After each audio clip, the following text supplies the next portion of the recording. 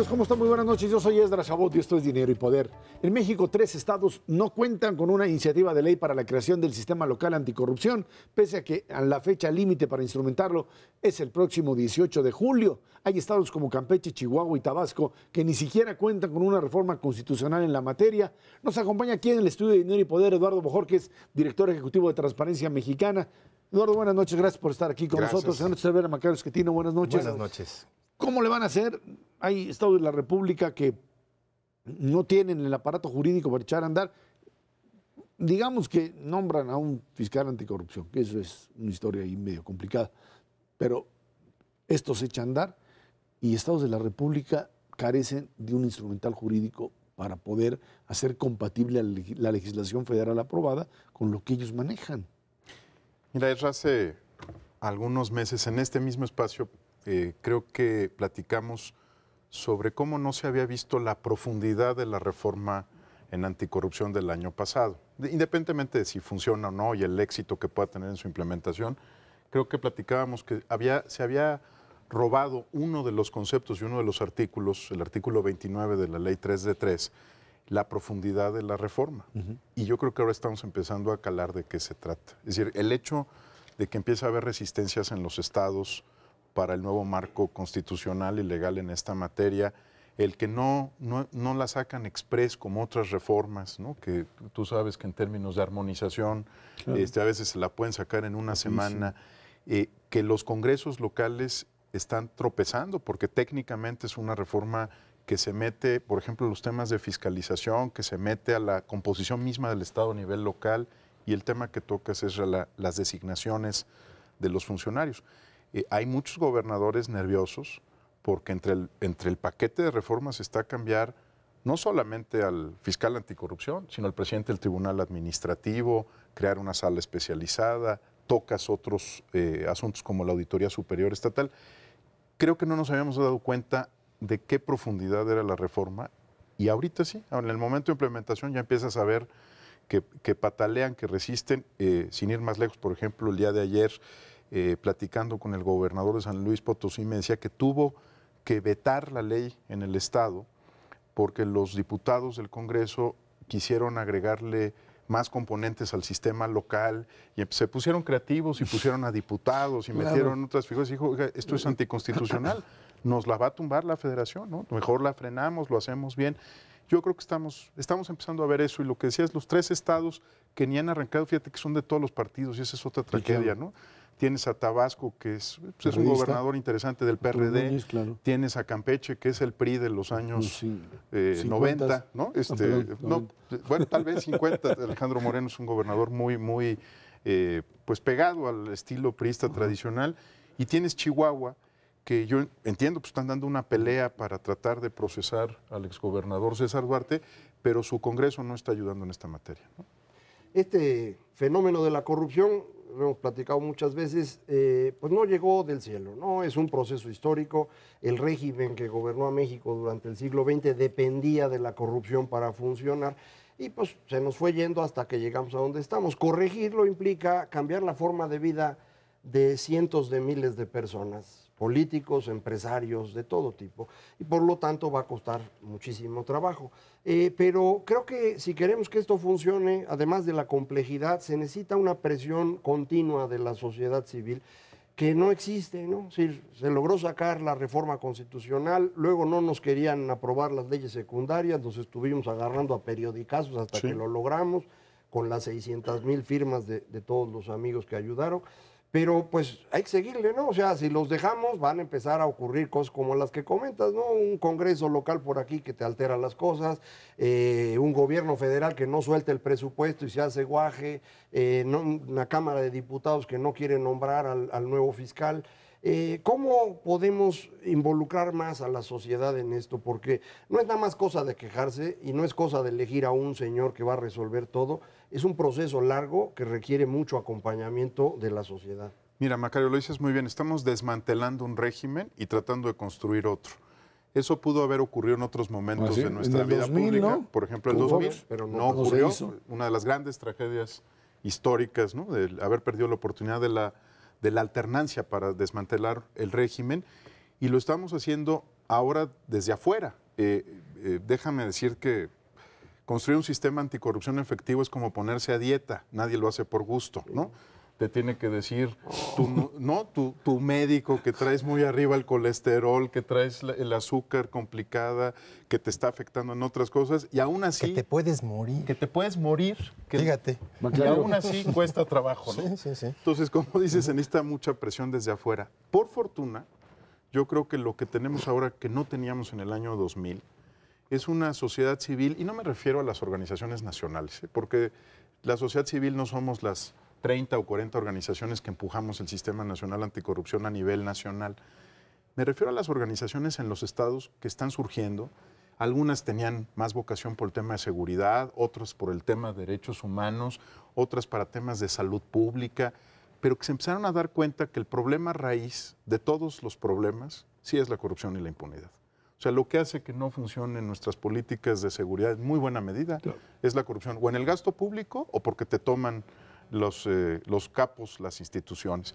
En el tema de salud, pues porque no compramos los medicamentos bien, ¿no? Es muy claro, tenemos elefantes blancos por todo el país, hospitales que no sirven.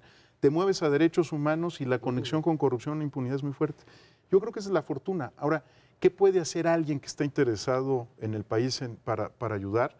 Acercarse al Congreso. Si me preguntaran a mí cuál es el cambio más importante que tendríamos que hacer en los próximos 10 años, es rediseñar y refundar los congresos del país, porque no son un contrapeso al poder estatal. Por eso tenemos una docena de gobernadores acusados bajo investigación o sancionados por corrupción. Y 32 nerviosos. O más, porque puedes irte para atrás y vas sumando, ¿no? A Ulises Ruiz. O sea, no es el último, sino puedes irte más de uno para atrás. Yo creo que el Congreso es la pieza faltante de la siguiente etapa de esta transición, ¿no? Y la gente se puede acercar al Congreso. Oye, Eduardo, hablando precisamente de estos organismos a nivel local, hay, iniciativas y esfuerzos muy loables que están en el frente de batalla y que ahora están siendo señalados exactamente al revés, pues por las gentes que están en estos congresos locales, a los cuales se les está demandando, vamos, no gran cosa, pero ciertas designaciones y un poquitito de presupuesto, y bueno, hacen lo imposible por patalear. Son 30, como tú dices, 30, 40 a nivel nacional, pero debe haber unas poquito más de 100 a nivel local en cada una de las instancias.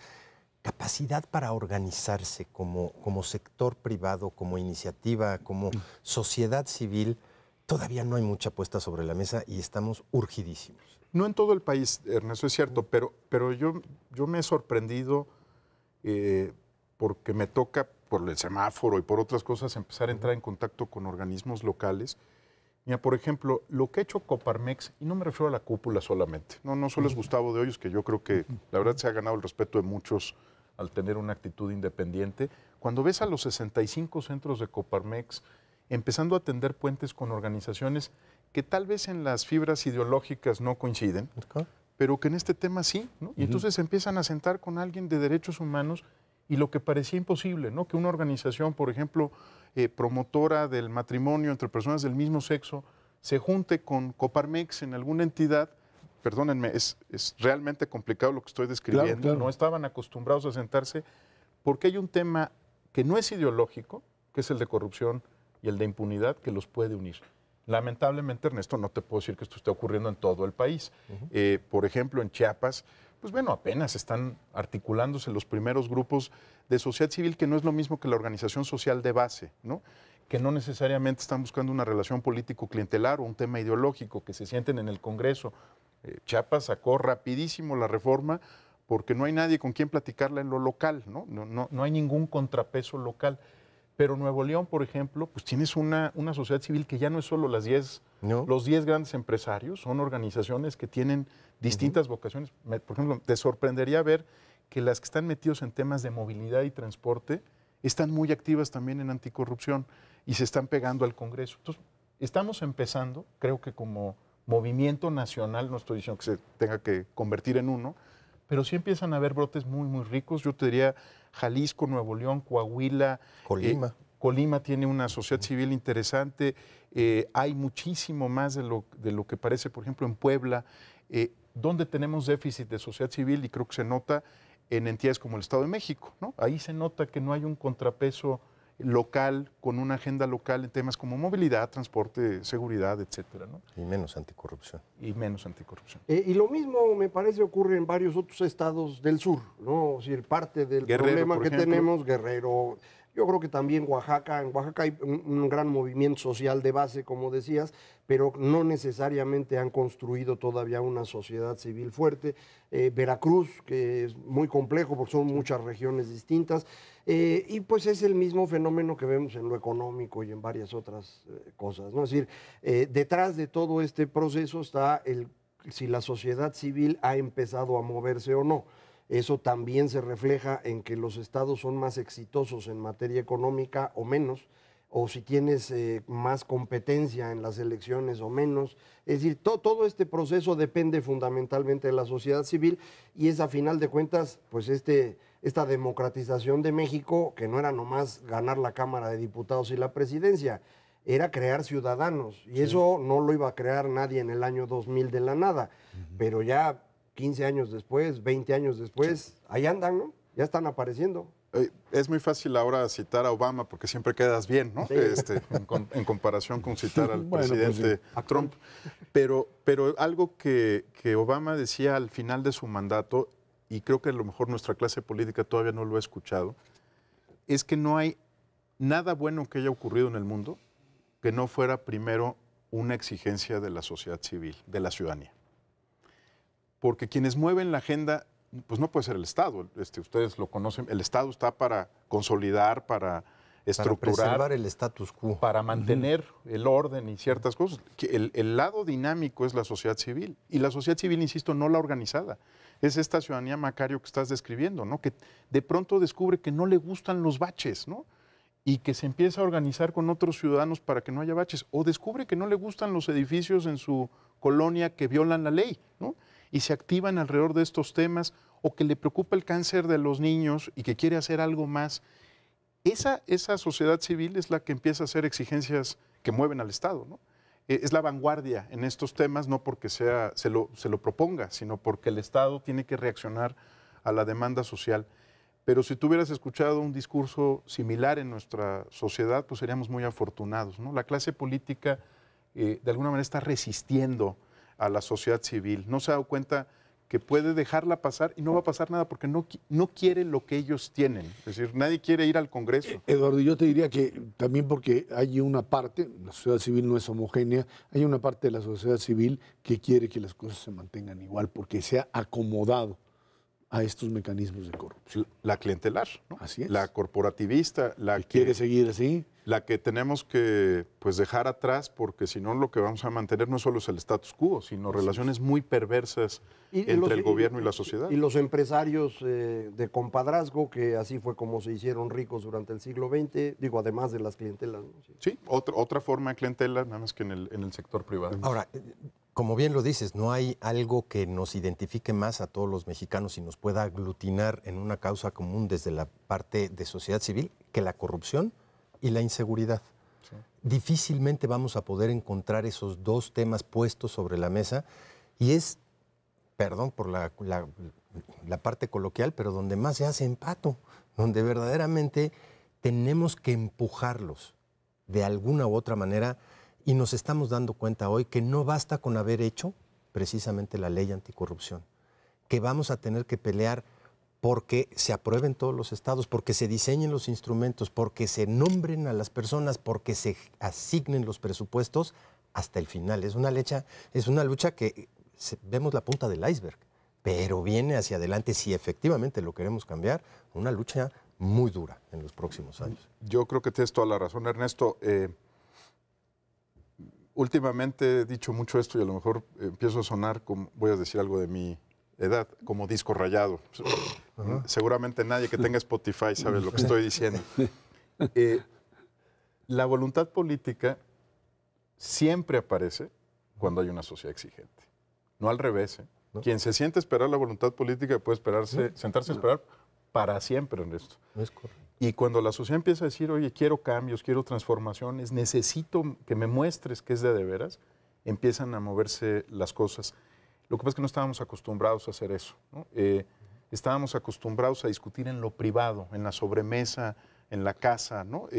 A sentir lamento y dolor, pero no sabíamos cómo utilizar nuestra voz con inteligencia y sin clientelas, ¿no? Para poder exigir lo que nos toca por legítimo derecho, nada más. A ver si en el corto plazo este gobierno y esta estructura a nivel nacional tiene capacidad de responder a ese tipo de demandas. Eduardo Bojorquez, director ejecutivo de Transparencia Mexicana, muchas gracias por estar aquí con nosotros. Es un gusto. Gracias, Macario. Gracias, Ernesto. Gracias. Vámonos a una pausa. Esto es Dinero y Poder.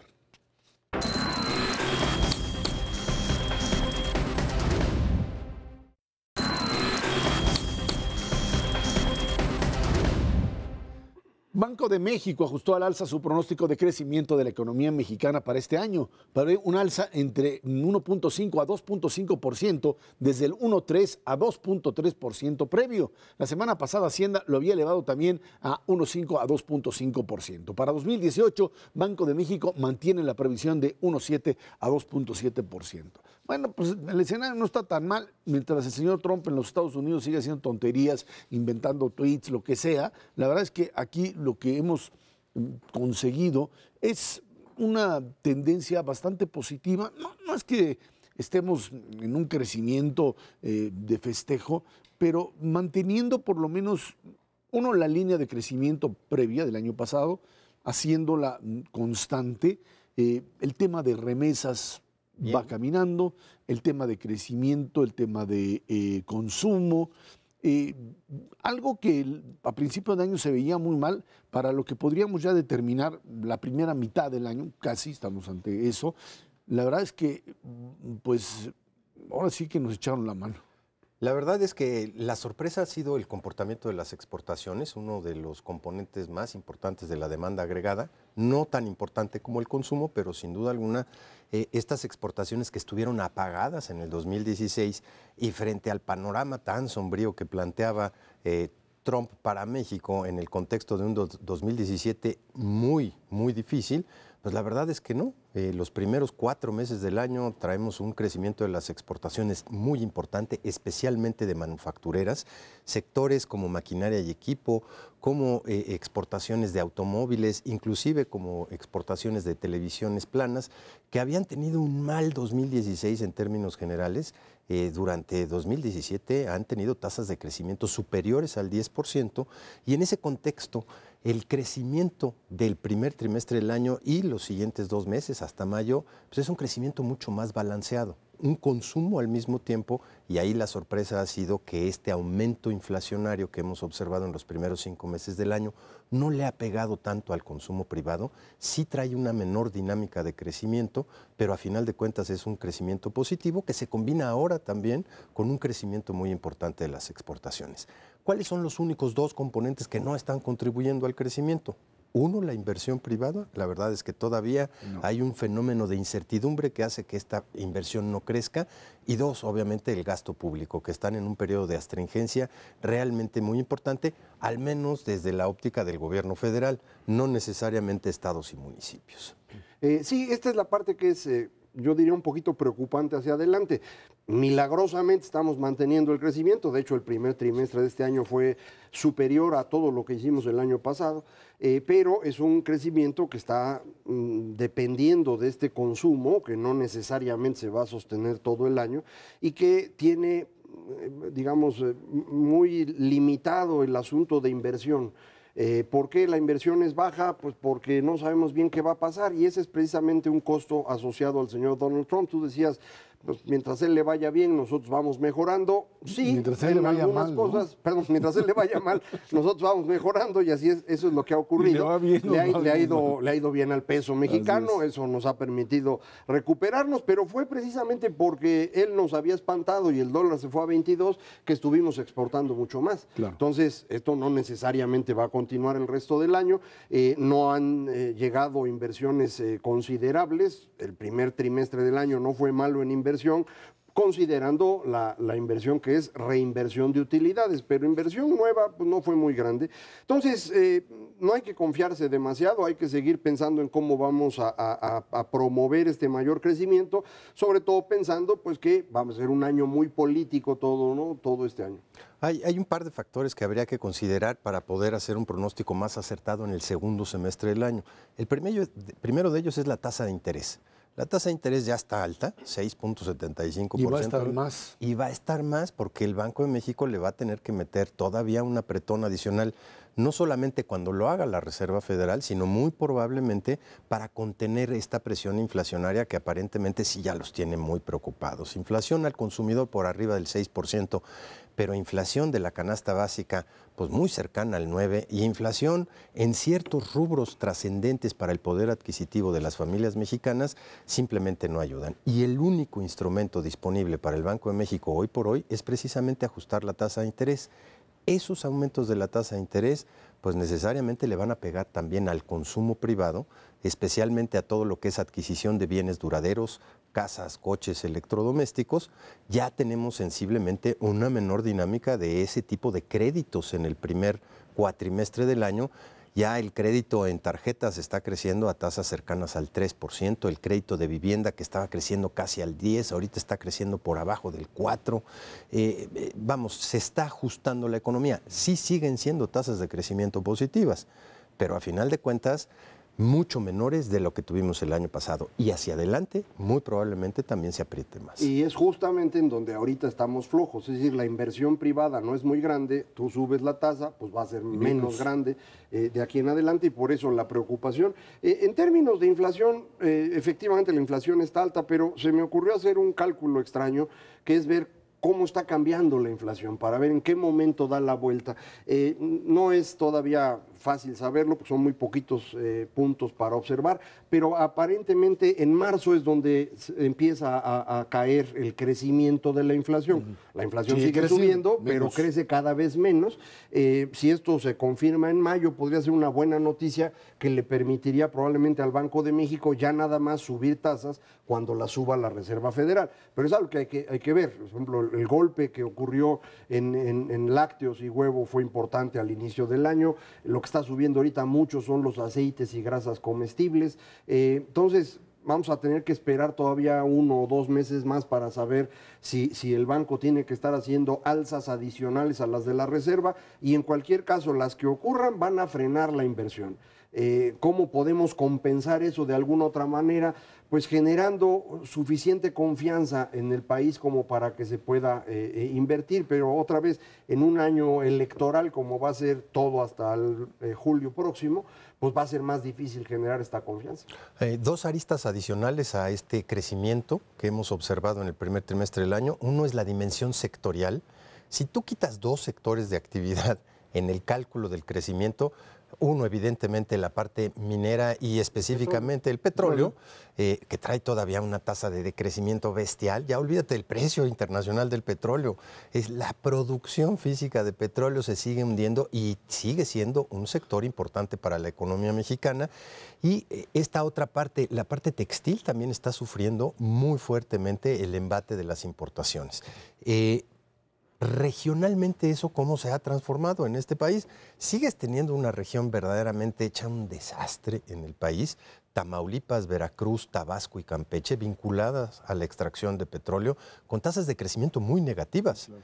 Y zonas del país que siguen creciendo a tasas muy cercanas al 5 o 6%, la región del Bajío, los estados fronterizos, ese cono de la Ciudad de México para arriba crece a tasas muy aceleradas y lo que es el sur-sureste más la parte energética, un desastre. Es bien curioso cuando uno hace el análisis de cómo han estado creciendo los estados, desde 85 para acá, lo que se ve es donde nos va mal, evidentemente en el sur del país, las costas, pero en las penínsulas nos va bien. Entonces, es una cosa muy extraña porque pues, en el mar la vida es más sabrosa y debería estar produciendo mejor, ¿no? Las costas en México son una Pero es tragedia. por el tema petrolero. De un lado básicamente. petróleo, pero también es un asunto demasiado dependiente de lo agropecuario. Por ejemplo, Sinaloa, que es exitosísimo en producción agropecuaria, pero por más brincos que des, eso no va a crecer nunca al ritmo que está creciendo manufacturas o que está creciendo servicios. Entonces, bueno. Si hay un sector que los está salvando, que es el turismo, y que hace que Baja California Sur y Quintana Roo crezcan a una tasa Y verdaderamente habría que bestial. añadirle el tema de crimen organizado, que Desde luego. en determinadas zonas termina también siendo un factor Sin duda. que afecta en forma significativa la posibilidad de crecimiento. Y bueno, el tipo de cambio, mencionabas tú, Macario, creo que de una o de otra forma, un tipo de cambio que se ha mantenido, digamos, en la banda de los 18.40, 18.50, 18.70, es algo, decía por ahí un especialista de Banco de México, parecería ser un espacio aceptable, cómodo para el propio banco, tanto en función de ya la presión inflacionaria absorbida, como el incentivo para la exportación, ¿no? Y por eso pensaba yo que efectivamente en marzo es cuando ya la inflación empieza a crecer menos, porque ya el golpe del tipo de cambio empezó a absorberse por todos los sectores. Si nos mantuviéramos ahí en lo que resta del año o bajara todavía otro poquito, creo que efectivamente la inflación estaría más fácil de controlar para el Banco Central. Pero eso depende, como tú bien decías, que nos tengan entretenido a Trump en otras cosas, ¿no?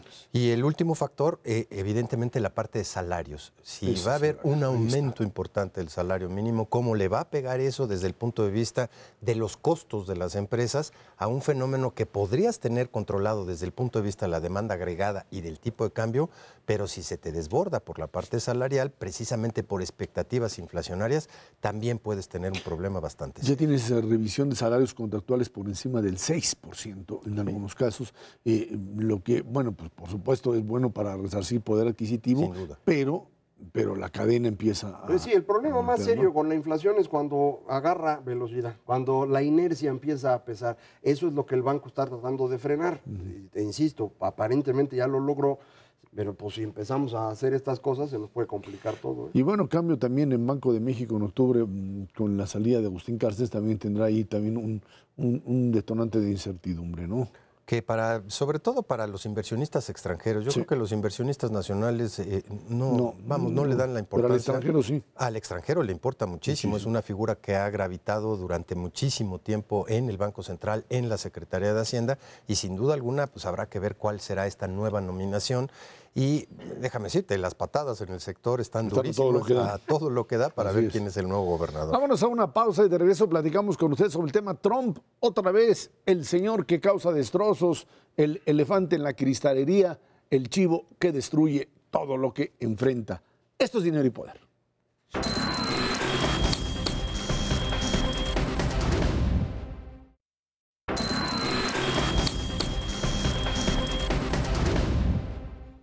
El presidente de los Estados Unidos, Donald Trump, continúa coleccionando enemistades en el mundo y, por supuesto, dentro de los Estados Unidos. Por un lado, le preocupa lo que piense Rusia de lo que sucede al interior de su país, al tiempo que se enfrenta a Alemania, uno de sus, supuestamente aliados. En tanto, en la Casa Blanca comienzan las bajas por el mal manejo que se ha dado de las conexiones rusas con miembros del propio equipo del presidente. El primero en dejar el cargo fue Mike Dubke, director de comunicaciones, y ahora...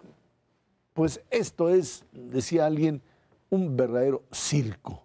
O sea, nunca habían tenido a una figura que fuera tan incapaz, tan inepta para manejarse y al mismo tiempo rodeada, no pensaba, de gente que estuviese o que tuviese capacidad de aislar las tonterías o los exabruptos del presidente, pero no se puede. Y además, muchos de sus colaboradores no solo no lo han contenido, sino que reproducen parte de las tonterías. El mismo secretario de Comercio, el señor Ross, cuando estaba de visita en Arabia Saudita, dijo que le había fascinado Arabia Saudita porque no había visto ninguna protesta. Están prohibidas, te matan. Si ya creo que no se ha dado cuenta que en Arabia Saudita no se puede protestar, que lo más probable es que lo decapiten a uno si eso sucede. Y bueno, pues ese es el nivel en el que se están manejando. El señor Rex Tillerson perfectamente pues ya pescado también en la conexión rusa, el señor también el señor Kushner, el señor Sessions, que cada día ahora sí le descubren como político mexicano otra propiedad, pero no digamos material, sino de vinculación con el tema ruso. Todo, absolutamente todo, metido en un esquema de descontrol que uno diría, bueno, pues a México le ha ido muy bien. Decíamos, a México le va muy bien porque nos deja en paz, van a negociar el Tratado de Libre Comercio y amenazan con que el tema de la seguridad no va a estar integrado. Ahí le hace caso y la dinámica se va moviendo correctamente. Sin embargo, a nivel internacional, bueno, pues ahí están todas las disputas que ha venido generando con Alemania, con la propia OTAN en general, Francia, con los franceses, incluso decían, el señor Trump se lleva muy bien con los dictadores, eso sí le va muy bien, se siente a gusto con los países donde no hay democracia en Así general. es, ¿no? Bueno, ahí va con Duterte en Filipinas, con el Xi Jinping, con el propio Putin, que es algo así como su, pues, ¿no? Su figura. Alter ego, su figura a construir, si pudiera, ¿sí? Con Erdogan de Turquía, y en medio de esto, por supuesto, una sociedad norteamericana que comienza a asustarse. Sí, yo creo que no pensaron que iban a ganar. Es decir, probablemente Donald Trump sí pensaba que él podía ganar porque tiene una interpretación muy especial de sí mismo y pensaba que iba a ganar y pensaba que iba a poder gobernar sin ninguna dificultad porque él puede hacer todo. Pero muy probablemente la gente cercana no había pensado en eso. Y cuando ganan y de pronto tienen que ocupar un aparato de gobierno inmenso, pues no tienen con quién. Empiezan a improvisarse en distintos lugares y esto pues no es un asunto de improvisación, necesita uno gente calificada. No hay quien esté cuidando lo que hace el señor Donald Trump, él puede hacer cualquier cosa, puede estar tuiteando palabras en la noche que se convirtieron en la broma, el copfefe famoso, estaba durmiendo cuando tuiteaba. Quedó jetón ahí. Exactamente. Y este problema se va haciendo mayor conforme el señor empieza a tener una relación más clara con otras personas. Es decir, mientras esté en la Casa Blanca, pues el problema está limitado al Salón Oval. Pero ahora que fue en el viaje, pues fue una cosa espantosa, decías tú, el chivo en cristalería. Peor que eso. Y los demás líderes de la OTAN, del G7, dicen, pues con este no se puede tratar. De hecho, varios de los artículos que se escribieron alrededor de esta visita decían, ahora es el G6. Porque pues con este no se va a poder hablar nada. La señora Merkel en campaña, sin duda, aprovechando la circunstancia, pero dijo algo en lo que ella cree, se nota cuando lo dice. No podemos confiar en Estados Unidos ni en el Reino Unido de aquí en adelante. Europa tiene que defenderse por sus propios medios. Y creo que esto pues resume lo que realmente está ocurriendo. Es verdaderamente un problema bien serio. Para nosotros Donald Trump fue una gran amenaza y por eso se fue el peso a las nubes y demás. Y todo el mundo pensaba que Trump traía algo contra México. Sin duda lo trae. Pero el problema es bastante más grande que eso. Si Donald Trump es una amenaza para el mundo entero. Está destruyendo al país más importante en términos de como dicen, el concierto de naciones.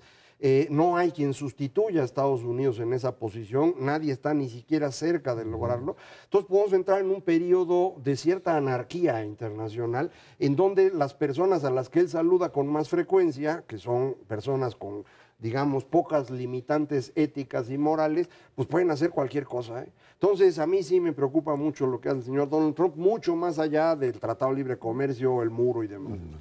Le faltan dos amigos, el presidente de Corea del Norte y el de Venezuela, Maduro. Pero pues bueno, a final de cuentas y al margen de esto, sí se está gestando un periodo de muchísima incertidumbre a nivel internacional. Yo creo que los dos que están disfrutando más este momento es Xi Jinping y Vladimir Putin.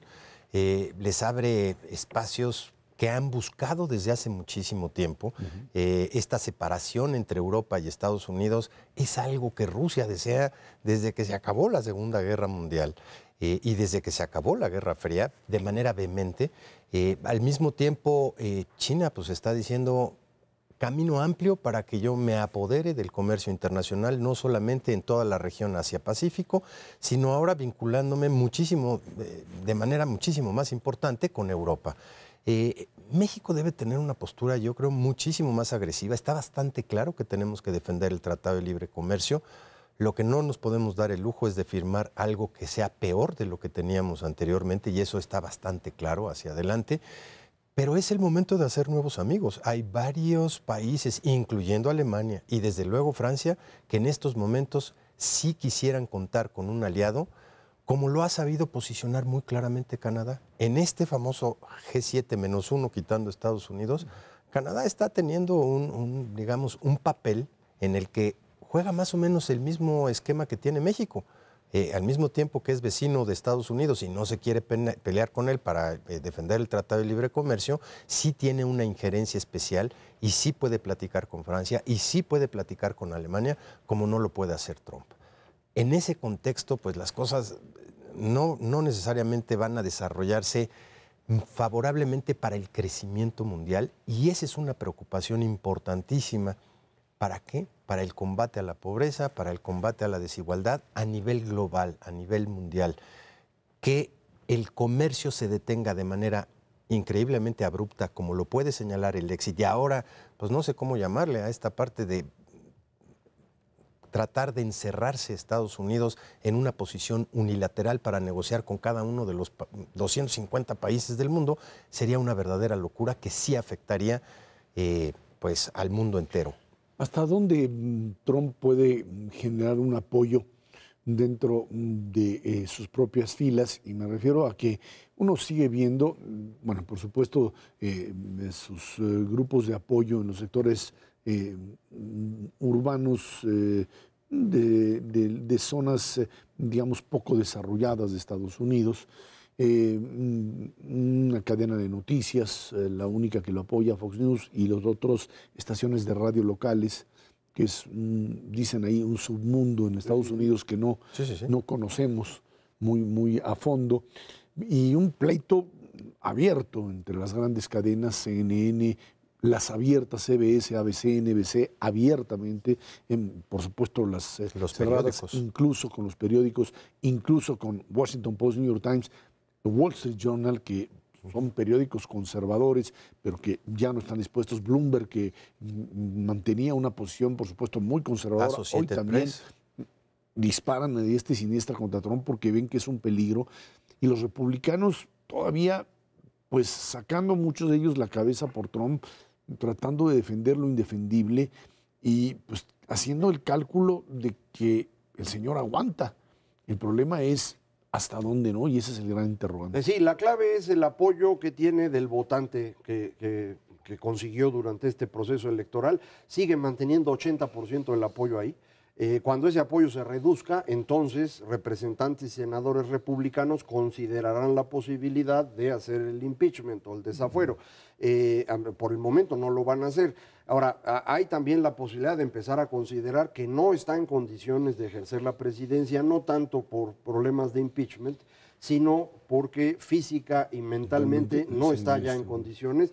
Me platica alguien que lo vio muy recientemente, dice, es que es un viejito, es decir, ya no puede moverse bien, le cuesta mucho trabajo estar en una reunión, por eso este viaje fue tan malo, porque no podía estar en varias reuniones en un día y tenían que ser breves, tuvieron que reducir los discursos de los otros, parece que ya no puede mantener muy bien una conversación. Hay que recordar, Ronald Reagan cuando estuvo en su segundo periodo ya estaba con Alzheimer, él logró mantenerse por su habilidad como actor y porque el equipo que tenía era extraordinario. Este señor no tiene habilidad de actor, no tiene equipo alrededor y parece que se le está complicando. Entonces es otra posibilidad, pero todo depende esencialmente de este apoyo. ¿Cuándo lo puede perder? Pues no tenemos idea, ha hecho casi cualquier cosa y lo aguantan. Entonces, a lo mejor cuando empiece a notarse que la economía no funciona, que eso es algo que está ocurriendo, ahí pudiera perder el apoyo, pero mientras tanto, ahí lo van a estar viendo, ¿eh? Pero como decimos en México, lo cortés no quita lo Cuauhtémoc. O sea, puede estar débil físicamente, pero es un majadero y empuja a primeros ministros y empuja a directores generales. Eso, vamos, está fuera de sí. Se antoja difícil que pueda terminar su mandato completo por todas las circunstancias que hemos visto, pero no imposible. La verdad de las cosas es que hay que prever la posibilidad de que se pueda quedar 4 años en la presidencia de los Estados Unidos y el desastre que puede hacer en 4 años. Si lo que hizo en los primeros 150 días es un desastre, 160 días de horror, puede ser increíblemente peor y hay que prepararse para el peor escenario posible. Vámonos a una pausa y de regreso hablando de desastres. Venezuela, una situación verdaderamente caótica. Esto es Dinero y Poder.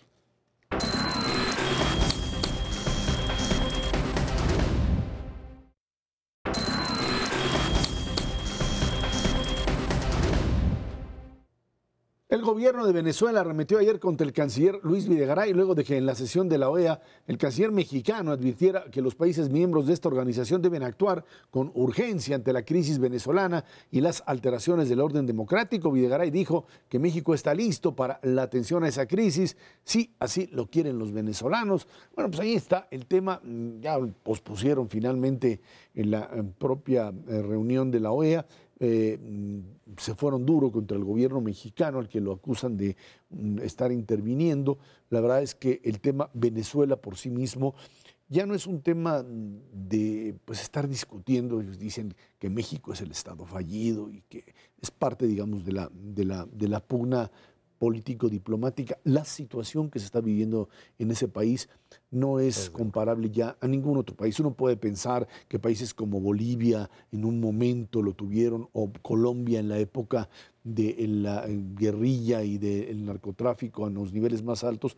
Nadie había vivido en América Latina una situación como la que hoy vive Venezuela en términos de la descomposición social, de la cantidad de asesinatos que se están produciendo, que ninguna comparación con lo que sucede incluso en México, en muchas de las regiones, nada que ver en términos económicos, con una inflación que no se ha medido, es imposible medir, pueden ser 100, 200, 300%. El día de ayer devalúan la moneda venezolana, la oficial. Hay 3 paridades en Venezuela. Hay una que es para comprar productos, alimentos y medicinas que escasean, que está a 10 bolívares por dólar. Ayer devalúan la segunda, que es para el resto de las importaciones, de alrededor de 700 bolívares, la suben a 2010. Y lo que es el mercado paralelo, el mercado negro, que estaba en 6.100 bolívares, que es una verdadera brutalidad en un país en donde, más allá de la pugna entre la oposición que exige elecciones y un hombre que intenta mantenerse en el poder a cualquier precio, Nicolás Maduro, tienes una sociedad que carece de lo mínimo para subsistir.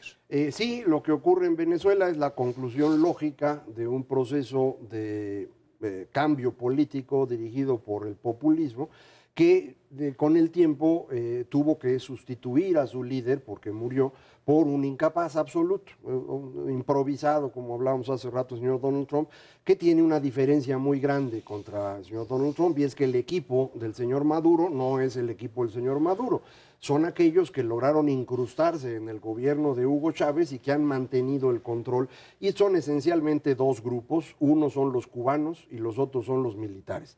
Los cubanos fueron invitados por Hugo Chávez para tratar de evitar un golpe de Estado. Recordarán los amigos del auditorio, Hugo Chávez entra al poder en enero de 99 y en 2002 sufre un golpe de Estado que dura unas pocas horas, que logra recuperarse.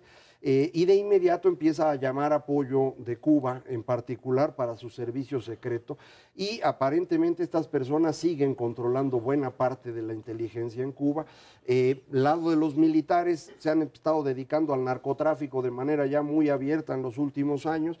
Todos saben que si pierden el control de Venezuela van a ser juzgados internacionalmente y no lo quieren perder. Entonces esto hace que usen a Maduro como su títere. El señor es un excelente títere, no sirve para nada, pero esto está costando ya una situación terrible. Decías ya algunos datos sobre la economía. La inflación la estima un señor que se llama Steve Hanke, que es un experto en materia de tipo de cambio, y él hace cálculos diarios de cómo percibe. Anda por el orden de 500% la inflación en ese país, además una escasez terrible.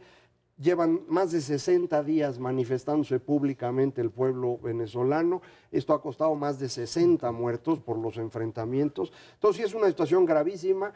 Hay trasnochados incluso en México que los defienden, pero yo creo que no hay manera de defender lo que está ocurriendo allá. El desastre económico les va a costar décadas a los venezolanos. Se venía observando claramente con síntomas que ya habíamos vivido en América Latina, que se sufren de manera consistente en África. Es desafortunadamente un país que depende brutalmente de un solo producto, que es el petróleo. La debacle fundamental en materia económica es en 2014, cuando se cae el precio del petróleo de niveles de $100 por barril a niveles de 20, y en ese momento es cuando verdaderamente se hacen evidentes todos los desequilibrios. Y bueno, tratar de tapar el sol con un dedo pues ha sido prácticamente imposible. Todo tiene un límite y desafortunadamente, en la medida en que el poder lo tienen precisamente los militares, tratar de concebir un golpe de Estado por parte de los militares a sí mismos pues resulta imposible. Y por el otro lado, toda la oposición tratando de generar un sistema que permita derrocarlo democráticamente, pues tampoco va a ser posible. A lo que van es a una guerra civil que ya está ahí desde hace varios meses y que pues alguien va a tener que alimentar de una u otra manera para que efectivamente puedan dejar el poder. Si no, el retroceso en materia social, en materia de los indicadores de pobreza, Venezuela no era hace 20 años, bajo ninguna circunstancia, uno de los peores países. Hoy, claramente, en América Latina es el único país que no ha mejorado, aunque sea un poquito, en términos de los objetivos del milenio de abatimiento de pobreza y de distribución del ingreso. No, imposible, con inflaciones de 500% no hay posibilidades. Es un indicador de destrucción total y absoluta 30 o 40 años del salario como tal. Ahora, esto lleva necesariamente a la idea de cómo generar o cómo estructurar el cambio en un país de estos niveles. En una época los chinos fueron los que le empezaron a suministrar recursos. Hoy prácticamente es un país quebrado. Hay un gran escándalo que se generó en Estados Unidos cuando Goldman Sachs, de repente, en una jugada bastante agresiva, le compra bonos por alrededor de $2,000 millones, en algo que pues es algo así como de verdad pues jugar con fuego, alimentar una medida especulativa para obtener grandes recursos o perderlo todo. Es como una apuesta. Como lo de los buitres en Argentina, ¿no? Así es, ¿no? Exactamente, ¿no? Es un usurero tratando de buscar, y esto le da una bocanada de oxígeno a un régimen que no tiene la más mínima posibilidad de sostenerse. Efectivamente, y es que no ha habido un esfuerzo conjunto para pues hablar con la gente en Venezuela y negociar una salida que sea pues menos violenta de lo que hemos estado viendo. América Latina no ha trabajado en conjunto, primero porque recordarán los amigos del auditorio, Hugo Chávez estuvo financiando el cambio en la dirección en la que él se movía en varios otros países, desde Nicaragua hasta países como Ecuador, Bolivia, Perú, negociaba con Brasil, ellos no necesariamente les daba dinero, pero pues había negociaciones. Todos estos países han ido cambiando sin mucho problema. Tal vez el peor caso sea el de Ecuador, obviamente Nicaragua, pero por ejemplo en Perú un presidente como Ollanta Humala supo manejar la economía muy bien y entregar el poder democráticamente. El señor de Bolivia no es tan democrático, pero no ha complicado la economía. Acá sí, esto es una tragedia espantosa. El secretario general de la OEA ha estado tratando de presionar, ya es una persona non grata en Venezuela. Realmente el único que le ha hecho caso un poquito más ha sido México, los demás como que no se quieren meter. Yo insisto que esta es chamba de Brasil. Brasil lleva décadas diciendo que ellos son el imperio de América y que ellos son... Macario, pero Brasil está metido hoy en un problema mucho mayor. Brasil... Nomás para que quede claro que Brasil tampoco es lo que decía. Nosotros estamos tratando de hacer algo. Estados Unidos no se ha metido porque Trump, la verdad, yo creo que no sabe ni dónde está Venezuela, claro. Entonces, pues está bien complicado. El Cono Sur ha tenido 4 años verdaderamente terribles en materia económica. Tal vez con la excepción de este eje que conforman México, Colombia, Perú y Chile. Argentina últimamente se trata de juntar más con los de este lado, pero la verdad es que la debacle económica de Brasil y de Venezuela va a causar estragos tremendos y todavía no se ha tocado fondo en ese contexto. ¿De qué tamaño es la locura? Pues nada más un dato. En enero, Venezuela le dio $100,000 para su toma de posesión al señor Trump. para ganarse sus favores $100,000. Que bueno, para el pueblo venezolano en estos momentos son verdaderamente de locura. No importa el monto, importa el gesto de tratar de granjearse precisamente este tipo de favores o este tipo de consentimiento de algo que es inevitable, que es el derrocamiento de un régimen no solamente autoritario, sino que está violando todos los derechos humanos habidos y por haber. Y lo que queda claro es que este viejo modelito de la no intervención Ya no funciona cuando tú ves que dentro de una determinada sociedad, un determinado país, hay la posibilidad por parte de un régimen de simple y sencillamente masacrar a su propia población desde el propio Estado, ya no digamos de grupos por los cuales no se tiene control, desde el propio Estado para mantenerse en él. Sí, ¿no? se acabó el siglo XX. La división entre izquierda y derecha tampoco existe, los modelos populistas no funcionan, la no intervención no tiene sentido. Hay que pensar bien distinto, ¿no? Así es, darle una vuelta, ahora sí, de tuercas a la cabeza. Renato Cervera Macaros, que tiene muchas gracias. Gracias a usted que nos ve y nos escucha aquí en Canal 11 todos los jueves a las 10 de la noche. Dinero y Poder. Estamos en la radio Noticias MBS en el 102.5 del FM de lunes a viernes de 5 a 7 de la noche. Por nuestra parte, muchísimas gracias y muy buenas noches.